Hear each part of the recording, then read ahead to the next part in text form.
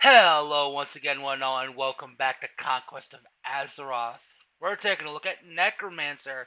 I did a stream with him the other day, and I'm going to fully admit I like Necromancer.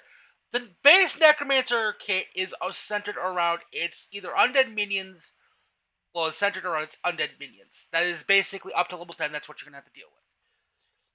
You'll have raised Skeletal Warrior, and each of your skeletal minions, even each of your undead minions, have a command effect, which you can trigger for 30 runic power. You use mana and runic power, and runic power doesn't stay long. Once you have runic power, it deteriorates fairly quickly the moment you're out of combat. So you want to make sure you have it while you're in combat. Some of the baseline stuff you can get for the class, is like Fetid Ward, which causes 30% of the damage you deal to heal you and your minion. This is really good. You've also got Glacial Tap, which, you use mana to get 30 runic power. This is kind of helpful for a quick burst of damage. You also have Raise Abomination. I have yet to use it. It feels like it's much more useful for PvE content than PvP, but I could see why it's useful. A lot of your kit is centered around a lot of this tree is centered around either your minions or your own damage. That being said, the class plays very well. I like it. I went into this kind of expecting the worst because I've seen a lot of people complaining about Necromancer and its power, but to be fair, Necromancer throws out some decent damage. It may not be top DPS, but you throw out a respectable amount of DPS, you'll constantly say, at least in the upper echelons of a dungeon or battlegrounds damage. With all that being said, we're going to look at the first actual class, Death. Death is a dot spec. You have Flesh to Worms, which is it's a disease you can put on an enemy, and it deals damage and generates runic power. Couple that in with the passive of Crypt Plague, which causes Crypt Swarm and Lich Frost to both apply a stack of Crypt Plague, which is a stackable damage, stackable dot that deals 5 damage every second for 10 seconds, and it stacks up to 10 times for 50 damage every second for 500 damage total over 5 seconds. That's a lot of damage. Now, I feel this class definitely early. It lacks any real big AoE outside of a couple things you can do, outside of like one thing you can do with your minions. But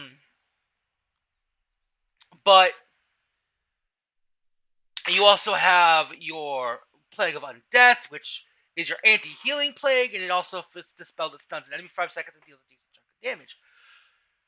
This actually does a fair bit of damage, and when paired with your Fetid Ward, which it comes with as one of its first abilities, when you take the spec, you actually still feel quite a fair bit.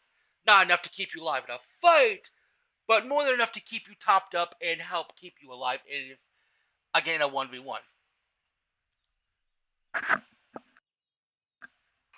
The downsides of the spec, its damage is lackluster. It's a dot spec. It has a lot of ramp up time, and it really, really just takes a hot minute to put all your dots on and then use Crypt Swarm or Lich Frost to start applying damage. That's not including your Harvest Plague, which takes runic power and using command. I would put this spec in a solid A tier, probably bottom of the A tier, mostly because it's just, it's not top DPS, it's not super DPS, but it's decent, and it's pretty strong. After that, the next spec I will talk about is Animation. Animation is your minion spec. And boy, howdy, do you feel it. It comes with Raise Abomination right off the bat. Again, I don't use it all that much. Personally, I think you'd be better to use Glacial Tap. But you have, Animate Skeletal Archer, which summons 3 Skeletal Archers for 18 seconds to help deal damage. You've got raised ghouls, which for 1 life force. Which, oh, by the way, summoning minions, either your raised ghoul, raised crypt fiend, or your raised skeletal warriors, all 3 of them cost life force, and you only have a specific amount of life force you can use to summon minions. As an animation at level 20, you have 4, so you can summon 2 crypt fiends, 4 ghouls, 4 less greater skeletal warriors, or an abomination and a ghoul, or an abomination and a skeletal warrior. 4 ghouls pretty much is a lot of self-healing from their auto attacks and their command ability. Sadly, their damage does not work with Fetid Ward, and you don't do enough damage yourself to warrant Fetid Ward, which is why I would take the Glacial Tap instead. Animation is straight about its minions. Everything you got down to from its passives, down to its abilities and its tree is all about the damage it does. I mean, about the damage your pets do. And you get quite a few of them as you get farther down the tree. You get a lot of stuff you can throw at the enemy. Again, it does really good DPS. With its command, it has a huge amount of burst damage. But its sustained damage is about the same as the sustained damage of death. I'd put this spec probably around the same spot, bottom of the A tier. It's good. It's not bad. It's nothing really special damage-wise. It's fun. Like, I was giggling. I have had a blast doing this class in fucking PvP. It's hilarious watching your minions just yeet off at the enemy at high speed when they're not, getting stuck or, waddling around at the slow-ass pace. And then last but not least, we're going to take a look at, I wish this was a lot faster, to switch over, is Rime. Rime is its caster DPS spec. It is a straight damage spec. No dots. It relies less on your pets.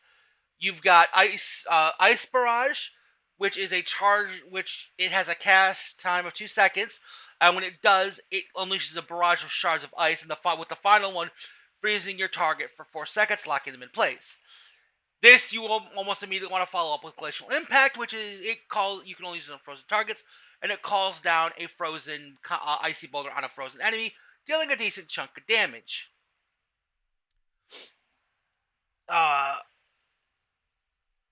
You have a talent in Curse of the Lich, which gives your spells more range, which is sorely needed, being a 30-yard range class mildly sucks.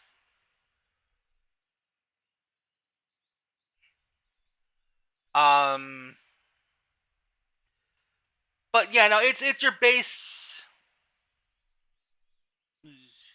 It's Jesus, I'm sorry, my brain fried for a second there. It's a basic caster spec with focused around frost damage.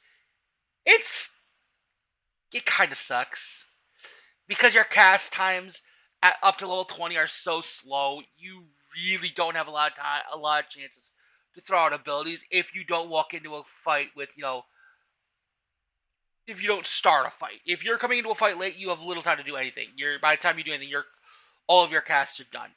You do have a chance to cause your casts to be free, but not instant. And I think there needs to be some ways to make your cast times faster, which there might be in the triad down the line. The passives, again, aren't what you'd expect. Level 20 is it gives you 30% of your spell, increases your spell power, 30% of your max intellect, of your intellect stat, which again is pretty good.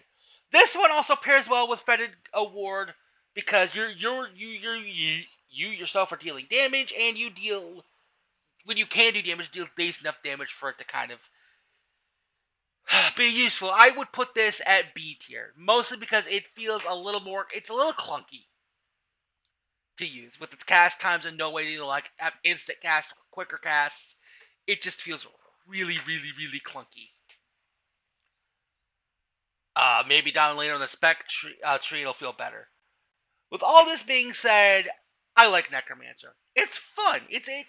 I went into this expecting to have more problems than I did, and I didn't have nearly as many problems as I thought I was going to. Its damage profile isn't the best, but it's good. Its minions are fun. They're a little janky, but they're fun. With all that being said, a little bit of housekeeping. I don't know if I'm going to be able to get to all these classes before this goes live. I'm going to still keep going, but I've seen people saying that they're going to be upping the level cap every 2 weeks, which, at the pace I'm doing videos to avoid burnout, I'm not going to be able to be holy crap, my brain needs to work with me here. At the pace I am doing these, I'm not going to be able to get all 21 classes up to each of the level brackets and then make a video on them for 30, 20, 30, 40, 50, and 60.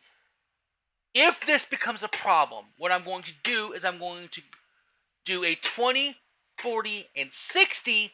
And if I can't do that, I'm just going to make a level 60 video for classes that I don't get a chance to make before they get to 60. And those that may come after the release. I don't know. I'm still going to try to get these out before it goes live. I'm hoping people are wrong and that the level caps will stretch longer each time to give me more time. But I don't control it. I can't control how it goes. I can only control how I react to it, which is what I'm going to do. Because I don't want to get burned out on this. I'm having fun playing this, and I'm having fun putting up the videos.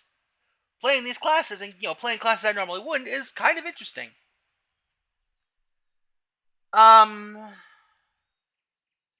With all that out of the way, I hope you have enjoyed. If you have, please feel free to leave a like or a comment below. A like lets me know you all want to see more of this, and a comment helps me with the algorithm, and it lets me talk to you all, which I always enjoy doing. I do try to respond to my comments when I see them come up. Notifications the last couple of days have been a bit janky for some reason on both my phone and my computer. Don't know why. The next class I'm going to do is probably going to be Knight of Zoroth. Yeah, Knight of Zoroth is what I'm going to do next. Mostly because I want to play something melee after, doing a caster and a range and the caster. I want to do something melee related. So there's that.